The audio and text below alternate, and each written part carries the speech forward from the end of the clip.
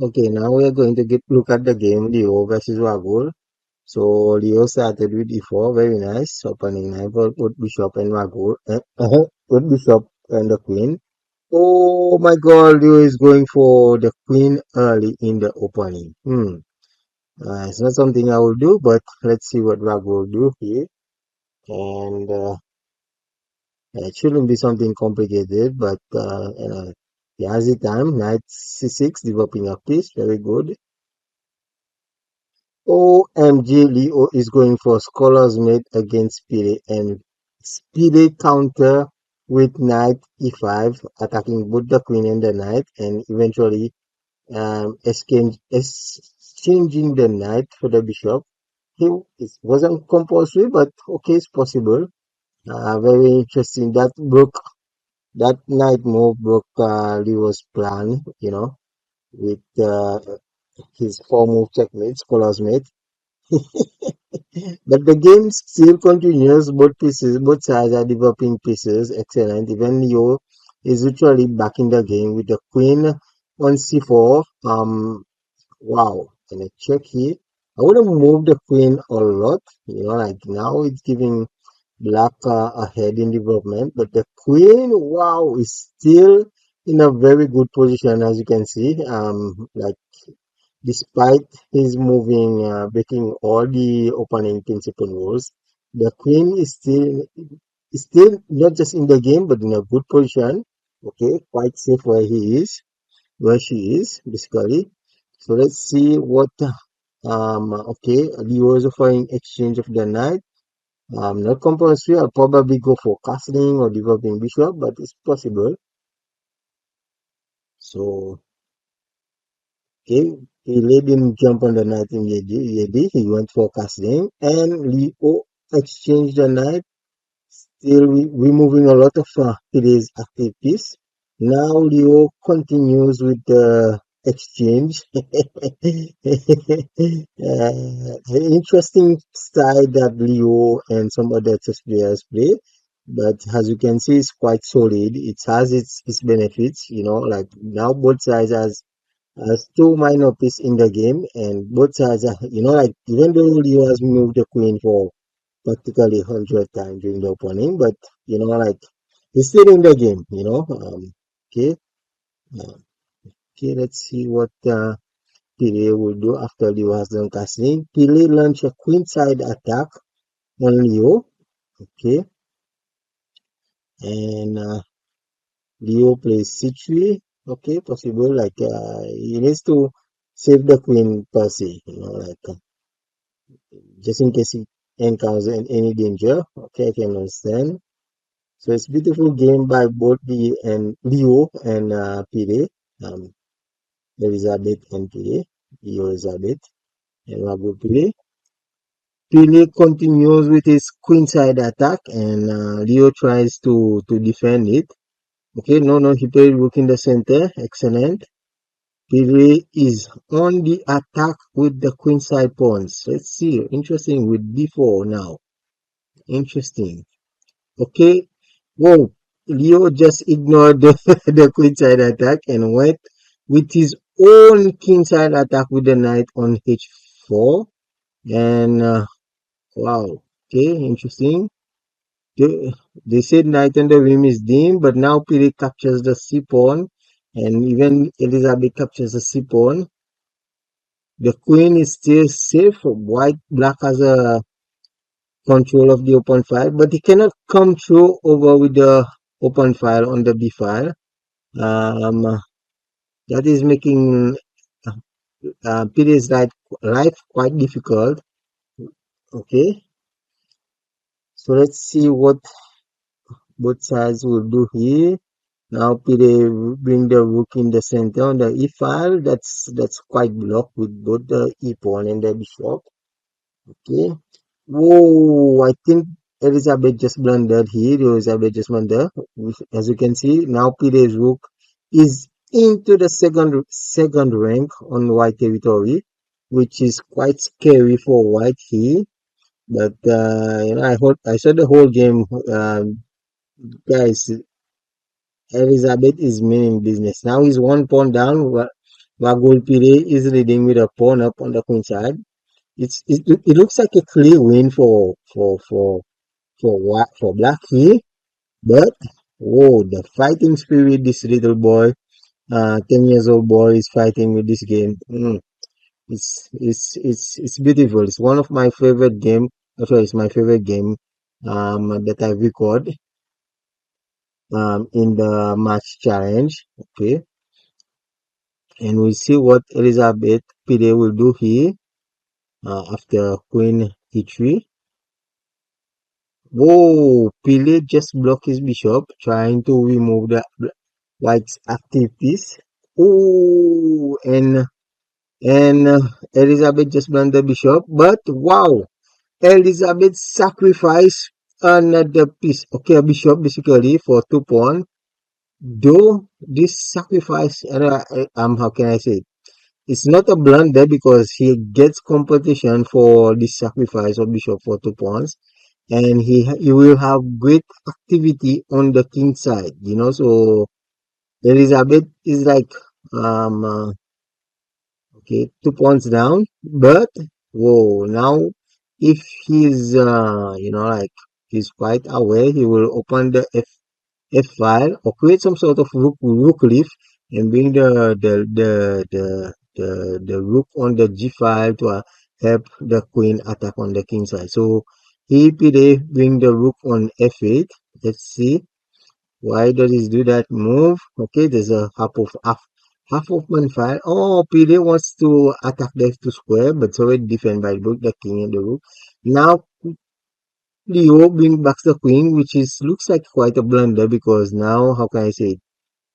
He could have played F4 and like I was saying before, even F5 after with the idea F4 with the idea of F5 after, and then like bring the rook on F3, rook on F1 to F3 with G4. So that way he will have a strong attack on black king side.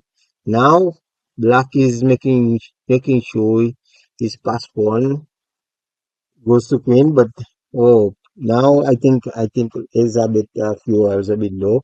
He's just pushing pawns, like it's not as strong as much attacks as he were doing before. But Elizabeth is a young player; he has a lot of potential. Him and his team won the inter school last year against secondary school, primary and secondary school kids. G3 by Elizabeth. Oh, it's not. It's very passive. Now we lose the pawn on H3 and attacks the rook. As you can see, bishop is attacking the rook on F1. Rook moves to E1. Okay, I think Elizabeth battery is a bit low here. But anyway, the moment he brought back the queen, I think he lost a lot of tempo, and he's just being passive. The pawn there on the king side is not doing much. Okay. So he should have keep on continuing with his piece, attacking with the piece there, like I mentioned before. Okay, so let's see here what will Pele do. But well played, Elizabeth. That was okay. Rook C2, removing the rook from in front of the pawn, helping him to go queen. Okay, interesting move by Pele. Nice move by Elizabeth, offering exchange of rook because that rook is quite a headache. Okay, let's see if they accept the exchange. Okay, yeah, probably will, or not. Even bishop g4 is interesting for black e. And then after f3, pawn f3, rook can capture on e2, and then bishop just runs away. And let's see what Pele does. Yeah, yes, he exchanged the piece. That's so simple because you have piece advantage. Okay, you should exchange piece. Now the knight on h4 looks very dim. Knight on the rim is dim. Okay, because it's not in the game. It's not active. Okay. Let's see what period is here. Queen brings in the queen into the game, trying to push the pawn on the a5 to go for queen. Okay. So we then try to exchange queen, like the major piece, the queen and rooks, and so forth. Now, white plays queen, rook e2.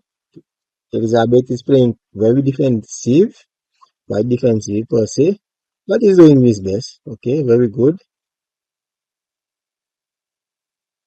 Bishop on d4 by Pillay, pinning the f2 pawn. Okay, Pillay is not in a hurry to push the pawn forward. He could have played even rook on a8 and with the idea to push the pawn, the pass pawn. But centralizing the bishop is also great for black. Whoa, excellent. Now I see. He didn't just centralize the bishop, but he attacked the f2 pawn. Now the king is in danger and the queen is even in danger. Oh my god! Now the now it's finished for white basically. Oh. White is a queen down and black is like yeah, quick queen up. So it's literally game over for white with such an experienced player. But I love this game because kids they say how can I say, they say like scholars mate is not such a good idea to play against young player, but Elizabeth played against a strong player and he didn't put formal checkmate or aka scholars mate, but he had a very good position in the game and like he shows great potential. So thumbs up for both players for this wonderful game. Keep it up. We can keep on looking at it together. Let's see how it went. Now, uh, Elizabeth is roaming around with the knights. The PA just toying with him. It's not long left. It's like 2 minutes left. But yeah, there's not much commentary because now it's like a three win for black. But I want to see um, uh, this game quickly, how it went. Let's see. Elizabeth winning the piece. Okay, PA pushes the pawn.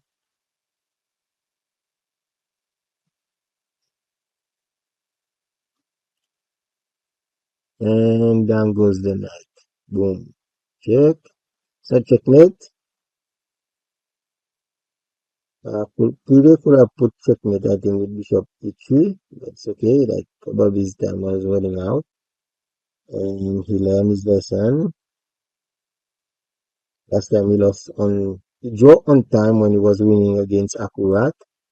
And, okay. Okay. Now Pire is just going to get another queen.